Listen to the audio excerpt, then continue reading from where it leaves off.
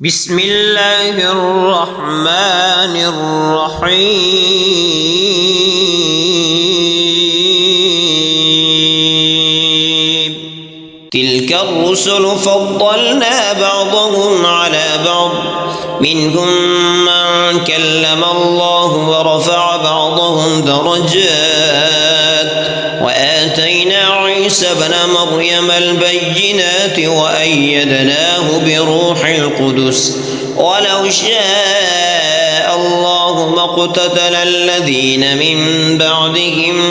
من بعد ما جاءتهم البينات ولكن اختلفوا فمنهم من آمن ومنهم من كفر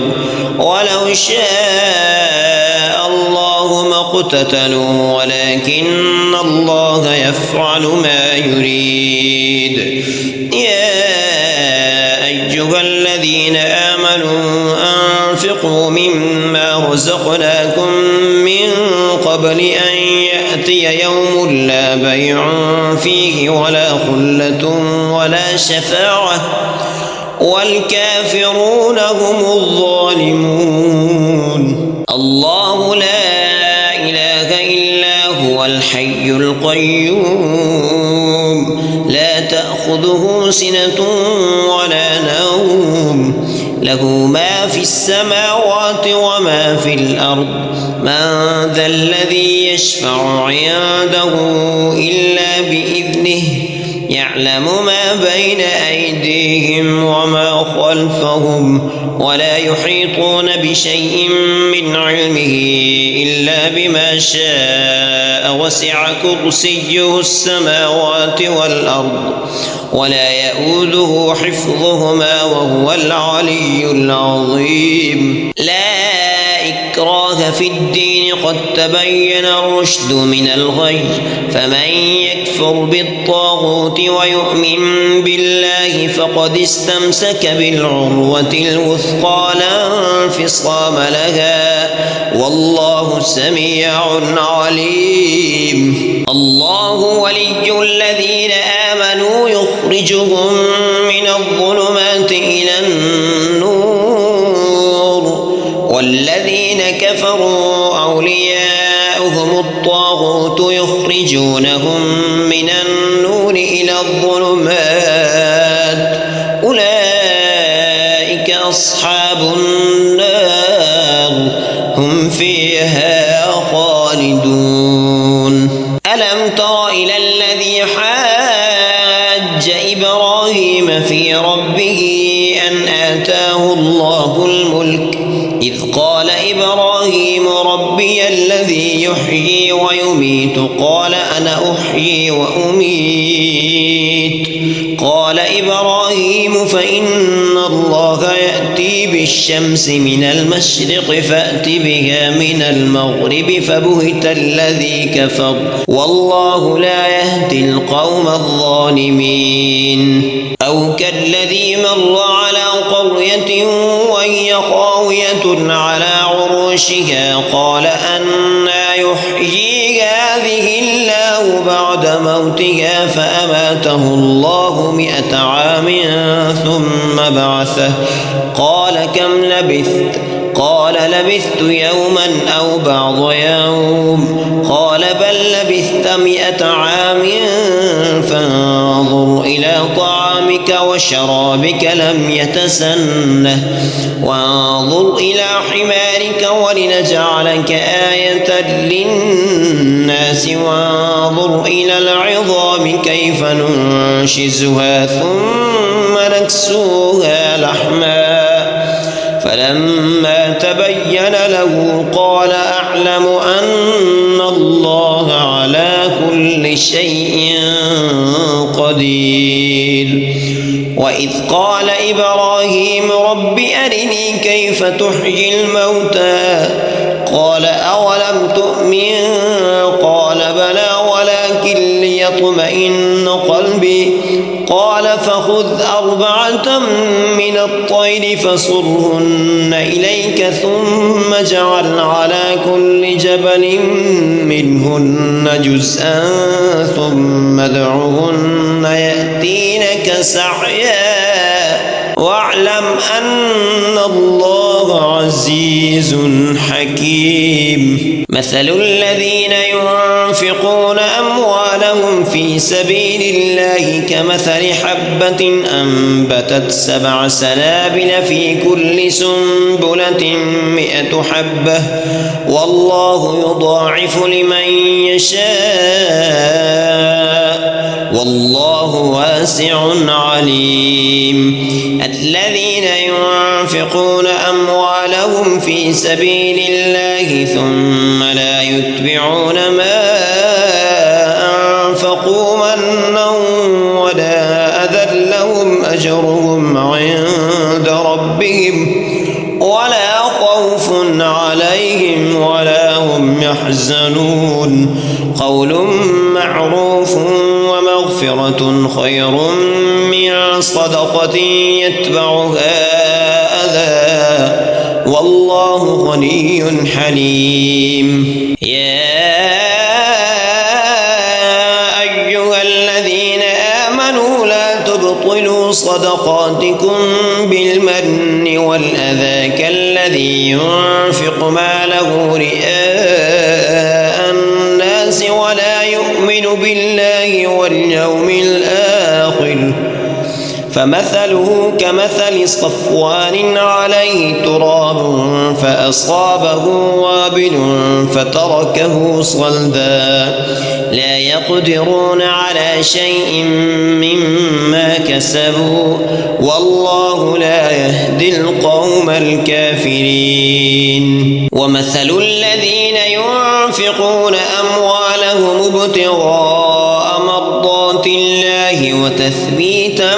من أنفسهم كمثل جنة بربوة أصابها وابل فآتت أكلها ضعفين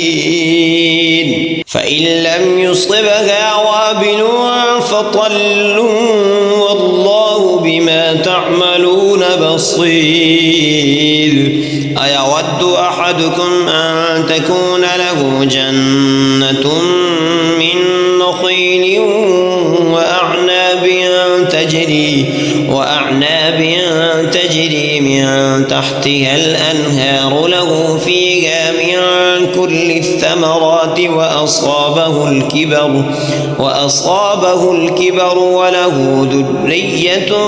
ضعفاء فأصابها إعصار فيه نار فاحترقت كذلك يبين الله لكم الآيات لعلكم تتفكرون. يا أيها الذين آمنوا أنفقوا من طيبات ما كسبتم ومما أخرجنا لكم من الأرض ولا تيمموا الخبيث منه تنفقون ولستم بآخذيه إلا أن تغمضوا فيه واعلموا أن الله غني حميد. الشيطان يعدكم الفقر ويأمركم بالفحشاء والله يعدكم مغفرة منه وفضلا والله واسع عليم. يؤتي الحكمة من يشاء ومن يؤت الحكمة فقد أوتي خيرا كثيرا وما يذكر إلا أولو الألباب. وما أنفقتم من نفقة أو نذرتم من نذر فإن الله يعلمه وما للظالمين من أنصار. إن تبدوا الصدقات فنعما هي وإن تخفوها تؤتوها الفقراء فهو خير لكم ويكفر عنكم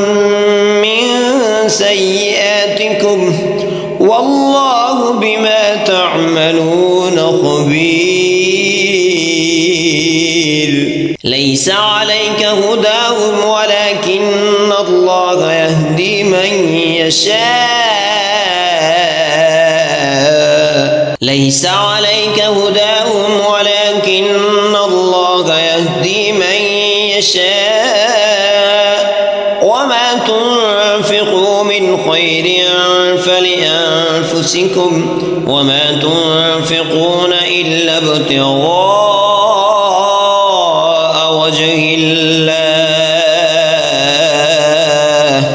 وما تنفقوا من خير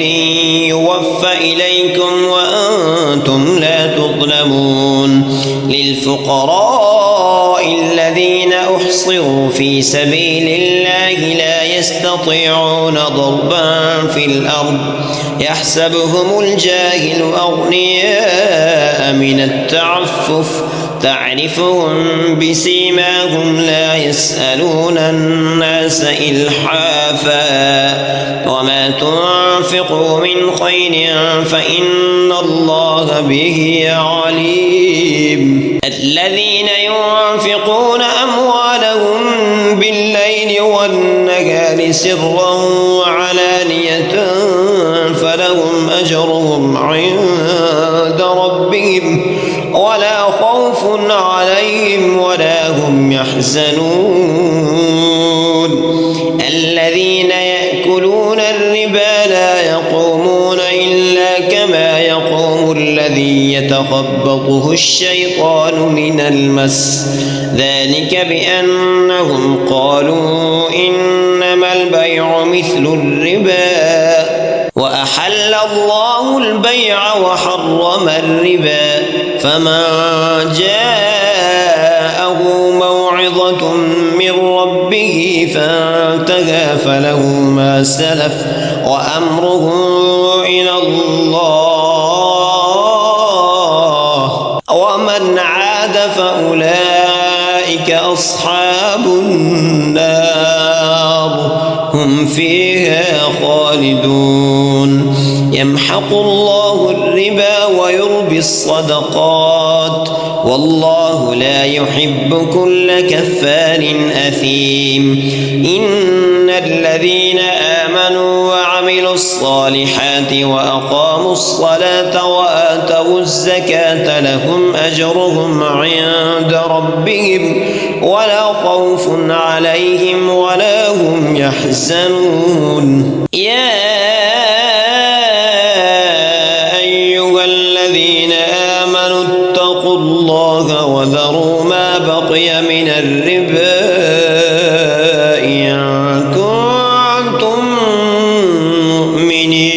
مؤمنين فإن لم تفعلوا فأذنوا بحرب من الله ورسوله وإن تبتم فلكم رؤوس أموالكم لا تظلمون ولا تظلمون. وإن كان ذو عسرة فنظرة إلى ميسرة وأن تصدقوا خير لكم إن كنتم تعلمون. واتقوا يوما ترجعون فيه إلى الله ثم توفى كل نفس ما كسبت وهم لا يظلمون. يا أيها الذين آمنوا إذا تداينتم بدين إلى أجل مسمى فاكتبوه وليكتب بينكم كاتب بالعدل ولا يأب كاتب أن يكتب كما علمه الله فليكتب وليملل الذي عليه الحق وليتق الله ربه ولا يبخس منه شيئا فإن كان الذي عليه الحق سفيا أو ضعيفا أو لا يستطيع أن يمل هو فليملل وليه بالعدل واستشهدوا شهيدين من رجالكم فإن لم يكونا رجلين فرجل وامرأتان ممن ترضون من الشهداء أن تضل إحداهما فتذكر إحداهما الأخرى ولا يأبى الشهداء إذا ما دعوا ولا تسأموا أن تكتبوه صغيرا أو كبيرا إلى أجله ذلكم أقسط عند الله وأقوم للشهادة وأدنى ألا ترتابوا إلا أن تكون تجارة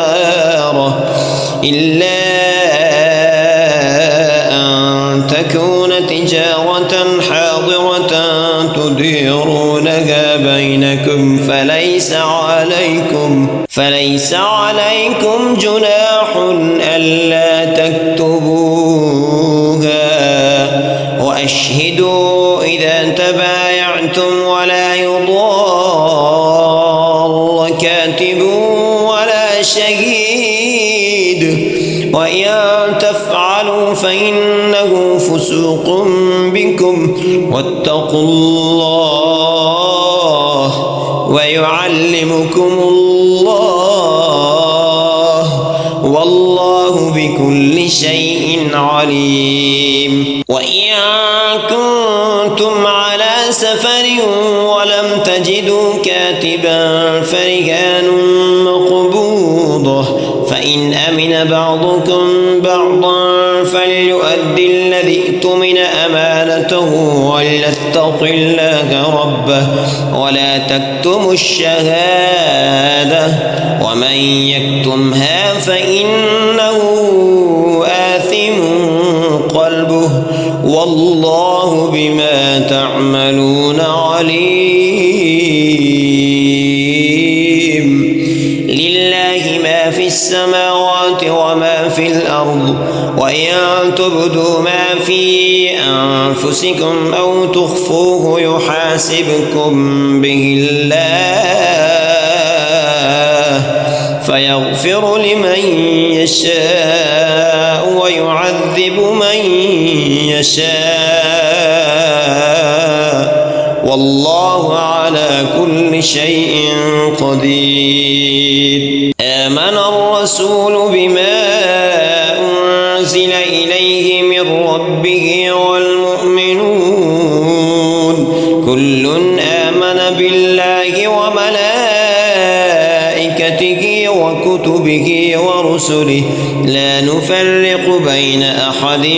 من رسله وقالوا سمعنا وأطعنا غفرانك ربنا وإليك المصير لا يكلف الله نفسا إلا وسعها لها ما كسبت وعليها ما اكتسبت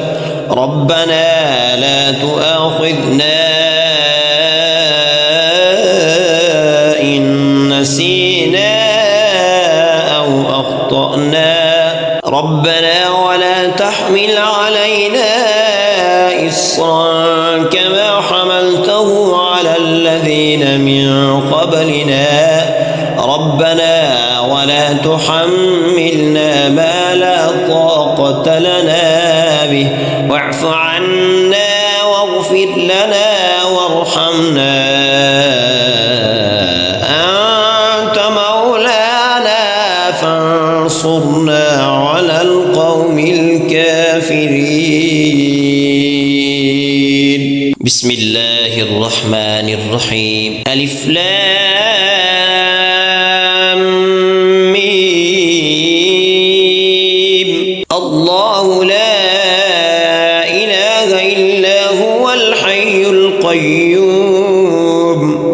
نزل عليك الكتاب بالحق مصدقا لما بين يديه وأنزل التوراة والإنجيل من قبل هدى للناس وأنزل الفرقان إن الذين كفروا بآيات الله لهم عذاب شديد والله عزيز ذو انتقام إن الله لا يخفى عليه شيء في الأرض ولا في السماء هو الذي يصوركم في الأرحام كيف يشاء لا إله إلا هو العزيز الحكيم هو الذي أنزل عليك الكتاب منه آيات محكمات هن أم الكتاب وأخر متشابهات فأما الذين في قلوبهم زيغ فيتبعون ما تشابه منه ابتغاء الفتنة وابتغاء تأويله وما يعلم تأويله إلا الله والراسخون في العلم يقولون آمنا به كل من عند ربنا وما يذكر إلا أولو الألباب ربنا لا تزغ قلوبنا بعد إذ هديتنا وهب لنا من لدنك رحمة إنك أنت الوهاب ربنا إنك جامع الناس ليوم لا ريب فيه إن الله لا يخلف الميعاد إن الذين كفروا لن تغني عنهم أموالهم ولا أولادهم من الله شيئا وأولئك هم وقود النار كدأب آل فرعون والذين من قبلهم كذبوا بآياتنا فأخذهم الله بذنوبهم والله شديد العقاب قل للذين كفروا ستغلبون وتحشرون إلى جهنم وبئس المهاد قد كان لكم آية في فئتين التقتا فئة تقاتل في سبيل الله وأخرى كافرة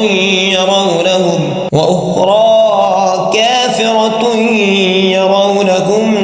مثليهم رأي العين والله يؤيد بنصره من يشاء إن في ذلك لعبرة لأولي الأبصار زين للناس حب الشهوات من النساء والبنين والقناطير المقنطرة من الذهب والفضة والخيل المسومة والأنعام والحرث ذلك متاع الحياة الدنيا والله عنده حسن المآب قل أنبئكم بخير من ذلكم للذين اتقوا عند ربهم جنات تجري من تحتها الأنهار خالدين فيها وأزواج مطهرة ورضوان من الله والله بصير بالعباد الذين يقولون ربنا إننا آمنا فاغفر لنا ذنوبنا وقنا عذاب الصادقين والقانتين والمنفقين والمستغفرين بالأسحار شهد الله أنه لا إله إلا هو والملائكة وأولو العلم قائما بالقسط لا إله إلا هو العزيز الحكيم إن الدين عند الله الإسلام وما اختلف الذين أوتوا الكتاب إلا من بعد ما جاءهم العلم بغيا بينهم ومن يكفر بآيات الله فإن الله سريع الحساب فإن حاجوك فقل أسلمت وجهي لله ومن اتبعني وقل للذين أوتوا الكتاب والأميين أأسلمتم فإن أسلموا فقد اهتدوا وإن تولوا فإنما عليك البلاغ والله بصير بالعباد إن الذين يكفرون بآيات الله ويقتلون النبيين بغير حق ويقتلون الذين يأمرون بالقسط من الناس فبشرهم بعذاب أليم أولئك الذين حبطت أعمالهم في الدنيا والآخرة وما لهم من ناصرين ألم تر إلى الذين أوتوا نصيبا من الكتاب يدعون إلى كتاب الله ليحكم بينهم ثم يتولى فريق منهم وهم معرضون ذلك بأنهم قالوا لن تمسنا النار إلا أياما معدودات وغرهم في دينهم ما كانوا يفترون فكيف إذا جمعناهم ليوم لا ريب فيه ووفيت كل نفس ما كسبت وهم لا يظلمون قل اللهم مالك الملك تؤتي الملك من تشاء وتنزع الملك ممن تشاء وتعز من تشاء وتذل من تشاء بيدك الخير إنك على كل شيء قدير تولج الليل في النهار وتولج النهار في الليل وتخرج الحي من الميت وتخرج الميت من الحي وترزق من تشاء بغير حساب لا يتخذ المؤمنون الكافرين أولياء من دون المؤمنين ومن يفعل ذلك فليس من الله في شيء إلا أن تتقوا منهم تقاه ويحذركم الله نفسه وإلى الله المصير قل إن تخفوا ما في صدوركم أو تبدوه يعلمه الله ويعلم ما في السماوات وما في الأرض والله على كل شيء قدير يوم تجد كل نفس ما عملت من خير محضرا وما عملت من سوء تود لو أن بينك وبينه أمدا بعيدا ويحذركم الله نفسه والله رؤوف بالعباد قل إن كنتم تحبون الله فاتبعوني يحببكم الله ويغفر لكم ذنوبكم والله غفور رحيم قل أطيعوا الله والرسول فإن تولوا فإن الله لا يحب الكافرين إن الله اصطفى آدم ونوحا وآل إبراهيم وآل عمران على العالمين ذرية بعضها من بعض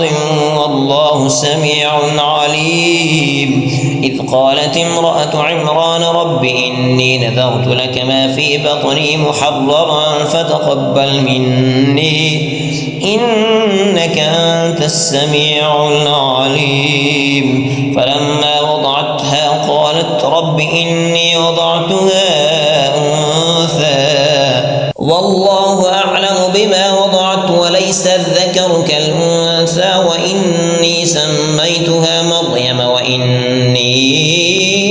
أعيذها بك وذريتها من الشيطان الرجيم فتقبلها ربها بقبول حسن وأنبتها نباتا حسنا وكفلها زكريا كلما دخل عليها زكريا المحراب وجد عندها رزقا قال يا مريم أنى لك هذا قالت هو من عند الله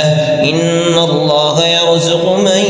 يشاء بغير حساب هنالك دعا زكريا ربه قال رب هب لي من لدنك ذرية طيبة إنك سميع الدعاء فنادته الملائكة وهو قائم يصلي في المحراب أن الله يبشرك بيحيى مصدقا بكلمة من الله وسيدا وحصورا ونبيا من الصالحين قال رب أنى يكون لي غلام وقد بلغني الكبر وامرأتي عاقر قال كذلك الله يفعل ما يشاء قال رب اجعل لي آية قال آيتك ألا تكلم الناس 3 أيام إلا رمزا واذكر ربك كثيرا وسبح بالعشي والإبكار وإذ قالت الملائكة يا مريم إن الله اصطفاك وطهرك واصطفاك على نساء العالمين يا مريم اقنتي لربك واسجدي واركعي مع الراكعين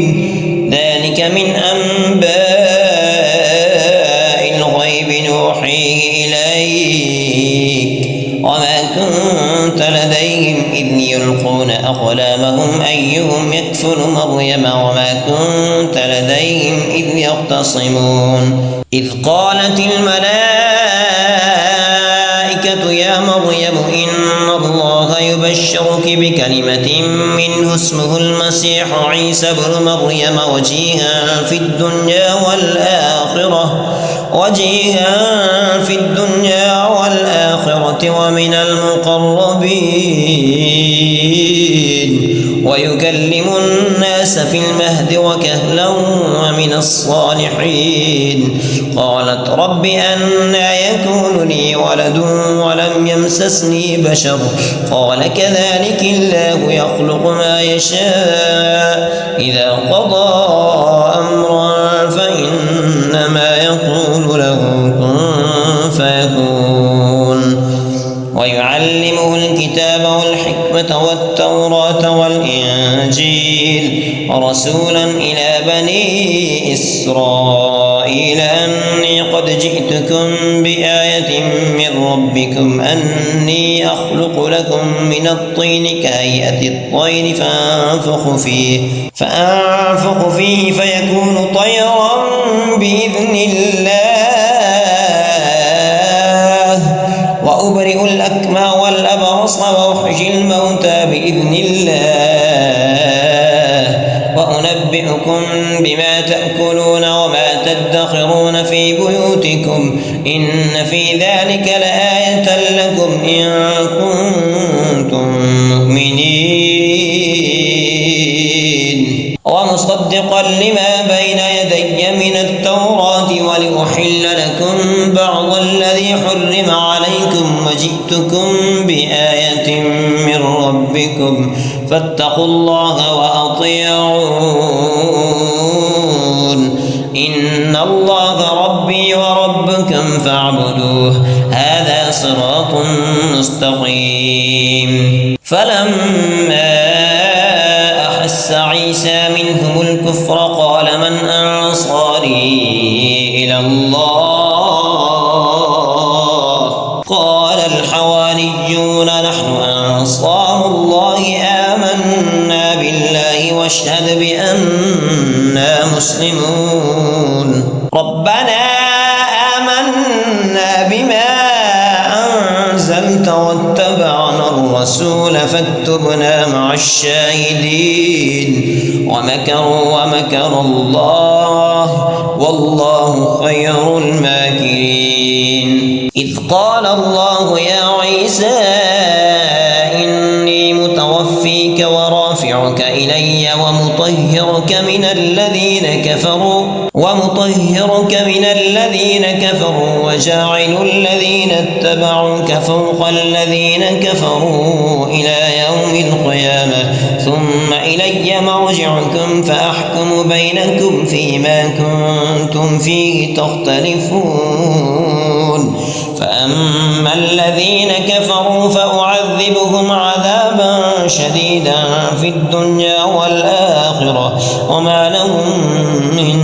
ناصرين وأما الذين آمنوا وعملوا الصالحات فيوفيهم أجورهم والله لا يحب الظالمين ذلك نتلوه عليك من الآيات والذكر الحكيم إن مثل عيسى عند الله كمثل آدم خلقه من تراب ثم قال له كن فيكون الحق من ربك فلا تكن من الممترين فمن حاجك فيه من بعد ما جاءك من العلم فقل تعالوا ندع أبناءنا وأبناءكم ونساءنا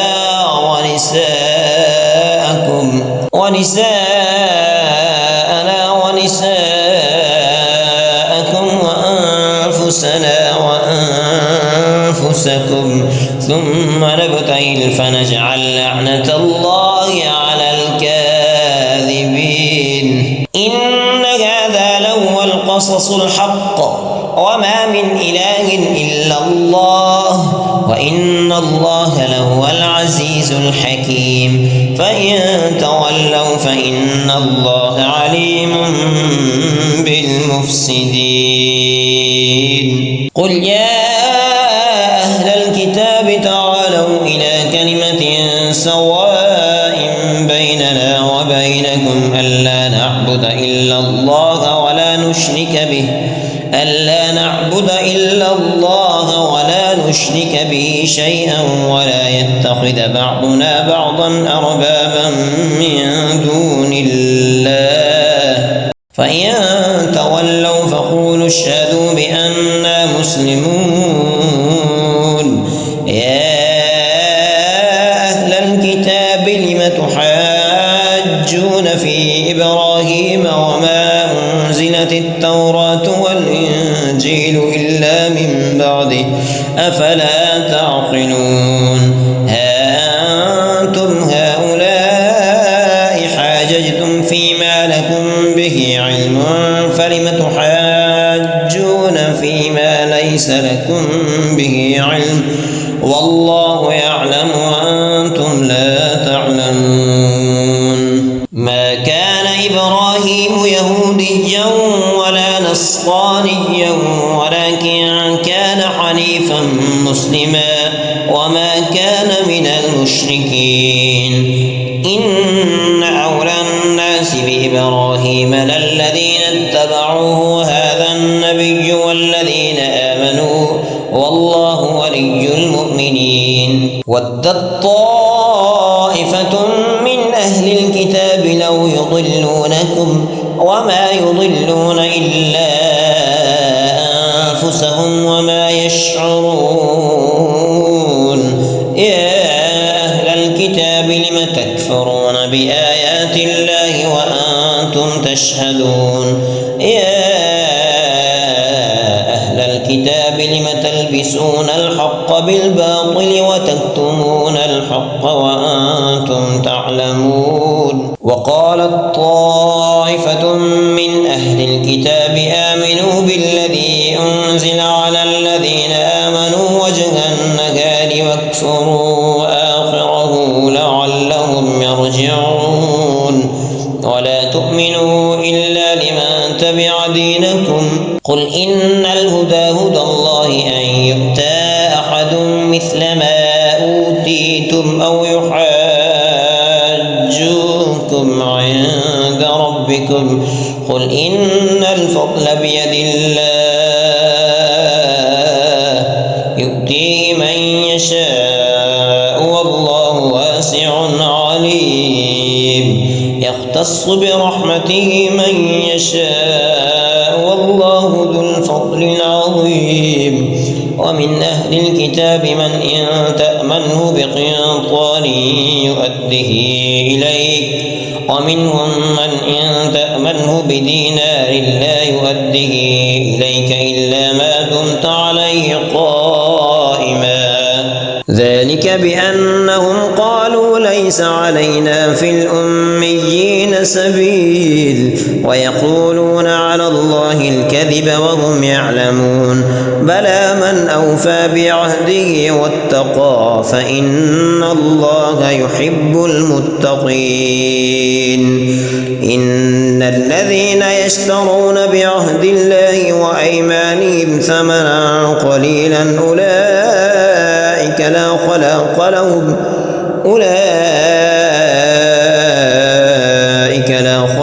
لهم في الآخرة ولا يكلمهم الله ولا ينظر إليهم يوم القيامة ولا يزكيهم ولهم عذاب أليم وإن منهم لفريقا يلوون ألسنتهم بالكتاب لتحسبوه من الكتاب وما هو من الكتاب ويقولون هو من عند الله وما هو من عند الله ويقولون على الله الكذب وهم يعلمون ما كان لبشر أن يؤتيه الله الكتاب والحكم والنبوة ثم يقول للناس كونوا عبادا لي من دون الله ولكن كونوا ربانيين بما كنتم تعلمون الكتاب وبما كنتم تدرسون ولا يأمركم أن تتخذوا الملائكة والنبيين أربابا أيأمركم بالكفر بعد إذ أنتم مسلمون وإذ أخذ الله ميثاق النبيين لما آتيتكم من كتاب وحكمة ثم جاءكم رسول مصدق لما معكم لتؤمنن به ولتنصرنه قال أأقررتم وأخذتم على ذلكم إصري قالوا أقررنا قال فاشهدوا وأنا معكم من الشاهدين فمن تولى بعد ذلك فأولئك هم الفاسقون أفغير دين الله يبغون وله أسلم من في السماوات والأرض طوعا وكرها وإليه يرجعون قل آمنا بالله وما أنزل على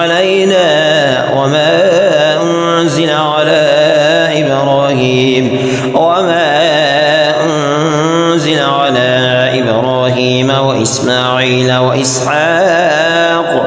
وإسماعيل وإسحاق ويعقوب والأسباط وما أوتي موسى وعيسى والنبيون من ربهم لا نفرق بين أحد منهم ونحن له مسلمون ومن يبتغ غير الإسلام دينا فلن يقبل منه وهو في الآخرة من الخاسرين كيف يهدي الله قوما كفروا بعد إيمانهم وشهدوا أن الرسول حق وجاءهم البينات والله لا يهدي القوم الظالمين أولئك جزاؤهم أن عليهم لعنة لعنة الله والملائكة والناس أجمعين خالدين فيها لا يخفف عنهم العذاب ولا هم ينظرون إلا الذين تابوا من بعد ذلك وأصلحوا فإن الله غفور رحيم. إن الذين كفروا بعد إيمانهم ثم ازدادوا كفرا لن تقبل توبتهم وأولئك هم الضالون. إن الذين كفروا وماتوا وهم كفار فلن يقبل من أحدهم ملء الأرض ذهبا ولو افتدى به أولئك لهم عذاب أليم وما لهم من ناصرين.